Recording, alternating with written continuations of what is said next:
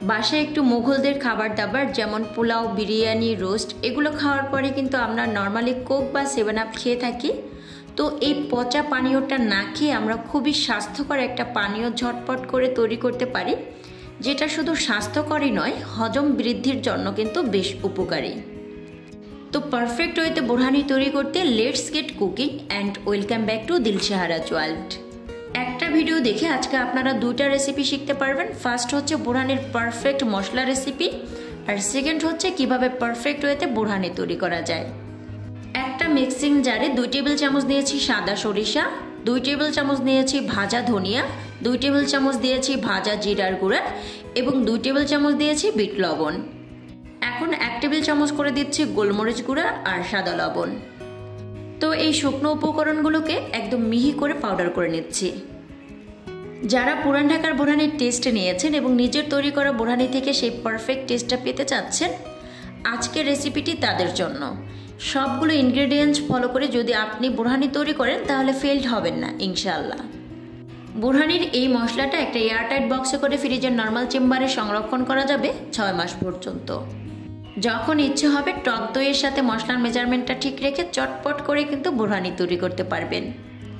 বোরহানির জন্য তো শুকনো মশলাটা রেডি করে নিয়েছি, এখন চলে এসেছি একটা বাটা মশলা তৈরি করার জন্য।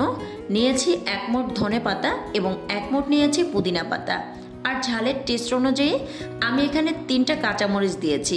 আপনি চাইলে একটু বাড়িয়ে অথবা কমিয়ে দিতে পারেন, তবে খুব বেশি ঝাল না দেয়াই কিন্তু বেটার।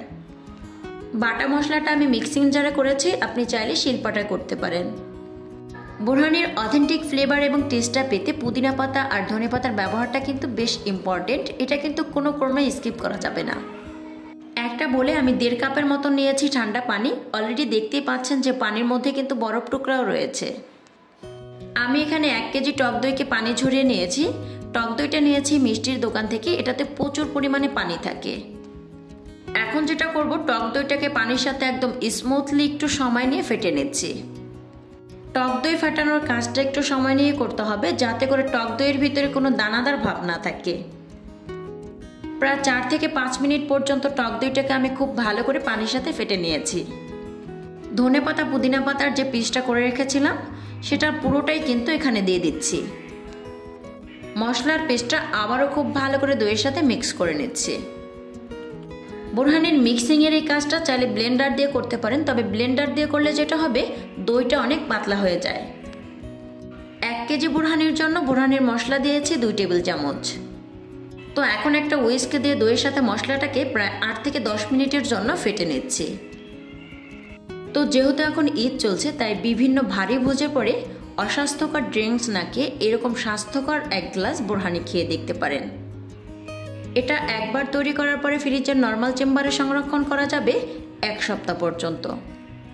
1 টেবিল চামচ দিচ্ছি টমেটো কেচাপ, এটা কিন্তু বোরহানি থেকে দারুণ একটা টেস্ট দিবে। এখন বোরহানির ঘনত্বটা চেক করে আপনি চাইলে আরও একটু পানি মিক্স করতে পারেন। এ পর্যায়ে এসে বোরহানির লবণ এবং মশলার পরিমাণটা একটু চেক করে নেবেন, যদি লাগে তাহলে আরেকটু দিয়ে নেবেন। এইরকম সুন্দর, সহজ এবং সুস্বাদু রেসিপি পেতে অবশ্যই দিলশাহারাজ ওয়ার্ল্ডের সাথেই থাকবেন। আপনারা দেখছিলেন দিলশাহারাজ ওয়ার্ল্ড। ভিডিওটি ভালো লাগলে একটি লাইক করবেন এবং চ্যানেলটিতে সাবস্ক্রাইব করে পাশে থাকার আমন্ত্রণ করছি।